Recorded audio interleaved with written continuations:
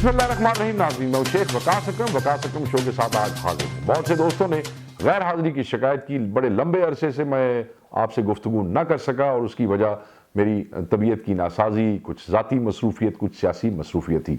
मगर आज हम बात करेंगे दो अहम मौज़ूआत पे। सबसे पहले हम बात करेंगे मौलाना फजलुर रहमान की पार्टी के अंदरूनी इंतशार जो बज़ाहिर आपके सामने आ चुका है, जिसमें मौलाना शरानी, मौलाना गुल नसीब और उसके अलावा बहुत से उनके दोस्त शामिल हैं। ये ऊंट किस करवट बैठने जा रहा है, ये इसी वक्त ये चीज़ें सामने क्यों आ रही हैं, ये जमहूरियत पसंदी आज ही क्यों बावर कराई जा रही है। इसके अलावा दोनों भाइयों का, मौलाना फजलुर रहमान और अताउर रहमान का जो रिएक्शन है नैब के सवालनामे की तरफ, आज हम उसके ऊपर भी गुफ्तगू करेंगे। दूसरा मौजू जिसको हम डिटेल में देखने जा रहे हैं वो ये है कि दोबारा वज़ीर आज़म पाकिस्तान ने एक मज़ाक़ खेज़ बयान दे दिया है। वो ये समझते हैं कि हुकूमत से पहले उन्हें काबीना चूज करने के लिए चंद महीनों का वक्त मिलना चाहिए, जैसे अमेरिका में इस वक्त जो बाइडन को मिला है 2-2.5 महीने का। वो कहीं उसको टीवी पे देख रहे थे और आज उन्होंने उसको एक तकरीब में मेंशन किया है। इन सारी चीज़ों पे हम डिटेल में बात करेंगे। तो बात शुरू करते हैं मौलाना फजलुर रहमान से। नाज़रीन, मौलाना फजलुर रहमान बड़े लकी आदमी है, बड़े पुरसरार आदमी है, बड़े ख़तरनाक आदमी है। और इस वक्त जैसे मैंने कहा ना, लकी क्यों है, एक तरफ मरियम नवाज साहिबा है जो पाकिस्तान की एक बहुत बड़ी पार्टी को लीड कर रही है अपने वालिद की गैर मौजूदगी में। दूसरी तरफ बिलावल भुट्टो जरदारी साहब हैं जो पाकिस्तान की एक और बहुत बड़ी पार्टी के लीडर हैं। अगर इमरान खान साहब की हुकूमत अपना वक्त पूरी करती है और इलेक्शन होते हैं तो उसके बाद भी प्रेडिक्शंस यही हैं कि इन दोनों में से किसी की हुकूमत आएगी। अगर पीडीएम, जिसकी वो आजकल सदारत कर रहे हैं मौलाना फजलुर रहमान, इसकी वजह से वक्त से पहले इलेक्शन हो जाता है, असेंबली टूट जाती है, वजीर आजम जो है वो इस्तीफा दे के चले जाते हैं और उसकी सूरत में कोई नई हुकूमत आती है, तो वो भी इन दोनों में से किसी एक की ही हो सकती है। तो आप ये देख लें कि पांचों उंगलियां घी में और मौलाना का सर जो है वो कढ़ाई में है। कुछ भी हो जाए, हुकूमत किसी भी आ जाए, किसी की भी आ जाए, तो जुगाड़ इस जमात का और मौलाना का जरूर लग जाएगा। तो इस हवाले से मैं समझता हूं कि बड़े समझदार आदमी है। और देखें किस तरीके से ये तमाम पार्टियां जो कभी ना कभी किसी न किसी तरीके से लिबरल होने का दावा करती रही हैं, उन्होंने पाकिस्तान के एक बहुत बड़े मौलाना के बैत करने के बाद उनके पीछे खड़े होने का फैसला किया। और मैं ये समझता हूं कि इस हवाले से इस वक्त मौलाना सबसे समझदार और पाकिस्तान के सबसे बड़े सियासतदान है। आप ये देखें कि बिलावल भुट्टो जरदारी जैसी पार्टी भी उनके पीछे खड़ी है और आप देखेंगे मरियम नवाज साहिबा जैसी पार्टी भी उनके पीछे खड़ी है और वो सदारत की कुर्सी पे विराजमान है। खतरनाक मैंने किस लिए कहा पीडीएम की सदारत के हवाले से कि जैसे इलेक्शन लूज हुआ और तमाम पार्टियों ने लूज किया, जिसमें पीपल्स पार्टी और पाकिस्तान मुस्लिम लीग नून थे, और उसके बाद जो पहला एहतजाज इलेक्शन कमीशन के सामने हुआ, मौलाना वाहिद सियासी शख्सियत है कि जो तकरीर उन्होंने उस वक्त की, आज से 2.25 साल पहले इलेक्शन कमीशन के सामने, वो आज भी अपनी उसी बात पे खड़े हैं। उनका स्टैंड आज भी वही है। आप ये देखें कि मरियम नवाज साहिबा की पार्टी पीएमएलएन और पाकिस्तान पीपल्स पार्टी पिछले 2-2.5 सालों में एस्टैब्लिशमेंट की तरफ और हुकूमत की तरफ इनके रवैयों में नरमी आती रही, सख्ती आती रही, लव हेट रिलेशनशिप चलता रहा, कहीं कनेक्शंस, कहीं एंगेजमेंट्स, कहीं बैकडोर चैनल्स चलते रहे, कभी धमकियां देते रहे, कभी साथ बैठने की बात करते रहे। मगर मौलाना फजलुर रहमान वाहिद वो सियासी और मजहबी शख्सियत थे जो पहले दिन से जिस बात पे खड़े थे आज भी उसी बात पे खड़े हैं। धरना भी लेके आए और आपने देखा कि धरने के बाद वो कैसे गए और फिर जो वादा करके गए थे उस वादे के मुताबिक फिर अकेले नहीं आए, फिर इन दोनों पार्टियों को अपने साथ लेके आए हैं। अब आज हमने ये देखा कि अचानक जिस वक्त पीडीएम जो है वो लॉन्ग मार्च की तरफ जा रही है, तो एक मौलाना शरानी जो बलूचिस्तान से ताल्लुक रखते हैं, बहुत बड़ा नाम है इनकी जमात में, इस्लामी नजरियाती काउंसिल के चेयरमैन भी रह चुके हैं। उसके अलावा एक बहुत बड़ी शख्सियत हैं मौलाना गुल नसीब जिनका केपीके से ताल्लुक है, इस्माइल बलेदी सेनेटर, और इसके बहुत से लोग हैं। अचानक और खास तौर पे, सॉरी मैं अपने दोस्त का नाम लेना भूल गया, हाफिज हुसैन अहमद जो सेनेटर भी रहे, एमएनए भी रहे, आज उनको मौलाना के अंदर नुक्स नजर आने लग गए हैं। अब मैं आहिस्ता आहिस्ता इन तमाम कैरेक्टर्स को रोशनी डालता हूं। वो ये कहते हैं कि मौलाना शायद एस्टैब्लिशमेंट के साथ व्हीलिंग डीलिंग्स करते रहे हैं और इनका हक नहीं बनता कि आज ये इमरान खान को सिलेक्टेड कहें, और ये जमहूरियत पसंद नहीं है, ये जमहूरी क़ुव्वतों के खिलाफ इनका डिजाइन है। इस किस्म की गुफ्तगू मैंने सुनी है। पहले तो मैं हाफिज हुसैन अहमद पे गुफ्तगू करना चाहता हूं। हाफिज हुसैन अहमद को मौलाना फजलुर रहमान की पार्टी ने स्क्रैप कर दिया था आज से 8-10 साल पहले। اور اس کے بعد مولانا غفور حیدری کو یہ آگے لے کے آئے تھے. میں یہ سمجھتا ہوں کہ اگر یہ مولانا کے ساتھ نہ ہوتے حافظ حسین احمد تو نہ یہ زندگی میں کبھی سینیٹر بن سکتے تھے، نہ کبھی ایم این اے کا الیکشن لڑ سکتے تھے.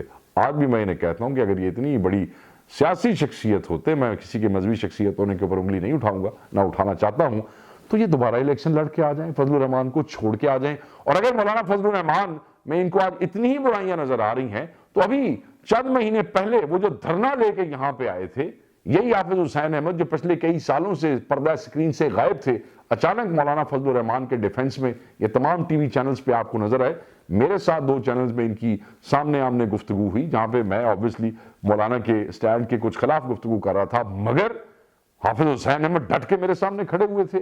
آج اچانک چند مہینوں کے اندر وہی حافظ حسین احمد جو کل ان کے اس دھرنے، اس مارچ جو یہاں اسلام آباد آیا، اس کو جمہوری اور عمران خان کی حکومت کا آخری دن کہہ رہے تھے، آج ان کا یہ لہجہ میری سمجھ میں تو نہیں آ رہا. شیرانی صاحب کہتے ہیں کہ مولانا ویلنگ ڈیلنگز کر لیتے ہیں اداروں کے ساتھ اور اسٹیبلشمنٹ کے ساتھ. مولانا صاحب کرتے ہوں گے، میں مولانا فضل الرحمان کی سمائیاں دینا نہیں چاہتا ہوں، وہ انسان ہے، سیاست دان ہے، اچھائیاں برائیاں سب ان میں ہیں. مجھے یہ بتائیں کہ ان کی ویلنگ ڈیلنگز کے بینیفیشریز کون تھے؟ اگر وہ یہ ڈیلنگز نہ کرتے سرکار کے ساتھ یا کسی بھی اسٹیبلشمنٹ کے ساتھ تو جناب آپ مر کے بھی پیدا ہو جاتے تو اسلامی نظریاتی کونسل کے چیئرمین اپنی ساری زندگی میں نہیں لگ سکتے تھے. تو آپ تو بینیفیشری رہے ہیں اس کے. اسماعیل بلیدی آپ کا خیال ہے سینیٹر بن سکتا تھا اگر وہ مولانا فضل الرحمان صاحب کے ساتھ نہ ہوتا؟ اور مولانا گل نصیب جو ہے وہ ابھی پچھلے ہفتے مولانا عطاء الرحمان کو کہتے ہیں کہ دیر آؤ جلسہ کرتے ہیں، ایک نئے آدمی کو پارٹی میں ملانا ہے، اور ہفتے بعد ان کا ضمیر جاگ جاتا ہے. بھائی جمہوریت پسندی بری بات نہیں ہے، مگر میں مولانا شرانی جو بڑے قابل احترام ہیں، بسط احترام ان سے یہ پوچھوں گا کہ جس وقت مفتی محمود صاحب کی وفات ہوئی اس کے بعد آپ نے ایک نوجوان مولانا فضل الرحمان، نوجوان کڑیل جوان کو آپ نے جو ہے وہ اپنی اتنی بڑی جماعت کا سربراہ بنا دیا. مولانا درخواستی بھی موجود تھے، آپ بھی موجود تھے، اور بھی بہت سے آپ کی جماعت کے اکابرین موجود تھے.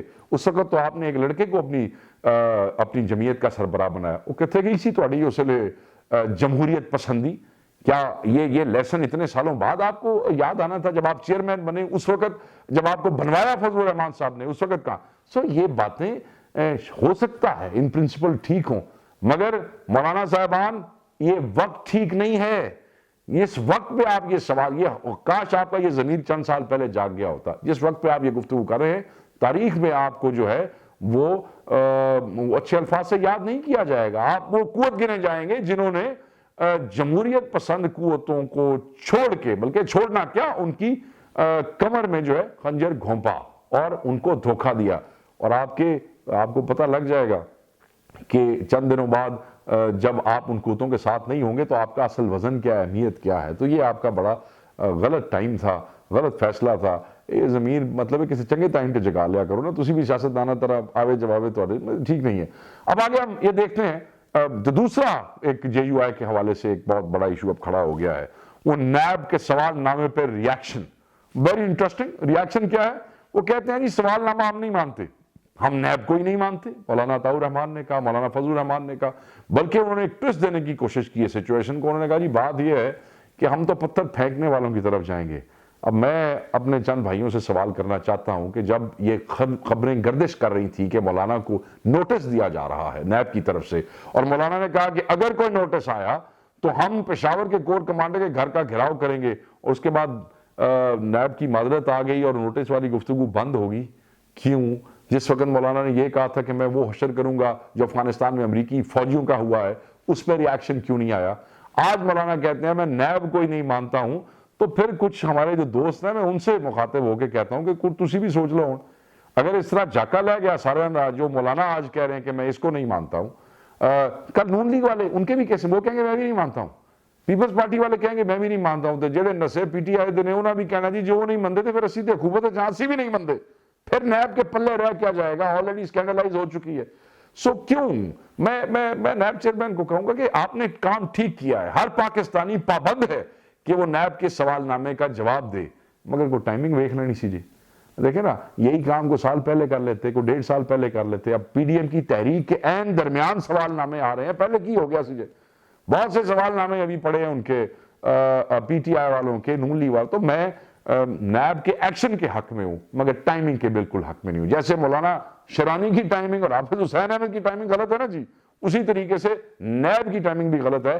تو ایکشن ٹھیک نے اور اللہ سارا ٹائمنگ دا ہے. تو میں یہ سمجھتا ہوں کہ آپ کو یہ سوچ لینا چاہیے. اب دوسری طرف ہم آتے ہیں کہ مولانا کا جھگڑا کس کے ساتھ ہے, پی ڈی ایم لڑ کس کے ساتھ رہی ہے, کس کے اگینسٹ کھڑی ہے, کس کو کنفرنٹ کر رہی ہے. وہ آپ کے اور میرے وزیر اعظم عمران خان صاحب کو, خان صاحب نے حسب عادت ایک اور مزاحیہ بیان دے دیا. انہوں نے کہا جی کہ مجھے تو نا جو بائیڈن کی طرح وہ بڑا میرا سسٹم پسند آیا ہے, اس کو 2.5 مہینے ملے ہیں اپنی کابینہ کے لیے, تو ہم تو تیار ہی نہیں تھے حکومت کے لیے, ہمیں بھی ٹائم ملنا چاہیے تھا. تو انہوں ٹائم ملنا چاہیے تھا سی. 2.5 سال آپ نے لگائے ہیں. ایک چیئرمین بی او جی لگایا پیمز ہاسپٹل کا, جو ڈاکٹر تھوڑے وال ٹرانسپلانٹ کرتا سی, انہوں تسی وہ لا چھڑیا بی او جی چیئرمین, انہوں نے لگایا 2.5 سال. سو 2.5 مہینے نہیں 2.5 سال ملے آپ کو. سال لگایا آپ نے. سال بعد آپ نے کیا کیا کہ وہ ڈاکٹر فیصل کو, وہ کیانی کو ہٹا کے جو آپ کا وزیر تھا ہیلتھ کا, شوکت خانم کے انچارج کو آپ نے لگا دیا ہیلتھ منسٹر پاکستان کا. حالی بھی تسی کہتے ہو ٹائم نہیں ملا. تسی پورا سال 1.5 سال بیچاری فردوس عاشق عوان کو آپ نے یہاں پہ جو ہے وہ وزیر بنائے رکھا, اور سال بعد آپ نے کہا نہیں نکمی ہے فارغ کرو, آپ شبلی کو لے کے آ گئے. ابھی آپ کہتے ہیں کہ 2.5 سال تسی تو سال لے. اب میں کس وزیر کی آپ کو بات کروں جس کو آپ نے سال ٹیسٹ کرنے کے بعد آپ نے ریجیکٹ کر کے پھینک دیا. خان صاحب تو آپ نے بڑا ٹائم لیا ہے. تسی یہ چاہتے ہو کہ 5 سال تھوڑی ایوان وزیر اعظم میں بٹھا کے ٹریننگ کرائی جائے اور اس کے بعد 5 سال آپ کو حکومت دے دی جائے, یہی ہو سکتا ہے.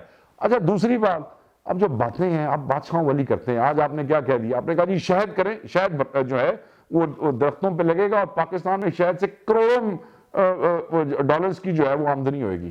وہ جڑی دیسی ککڑاں تو آمدنی ہونی سی وہ کتھے گئی, وہ جو کٹوں سے پیسے نکلنے تھے وہ کہاں گئے. اب آپ شہد پہ پہنچ گئے.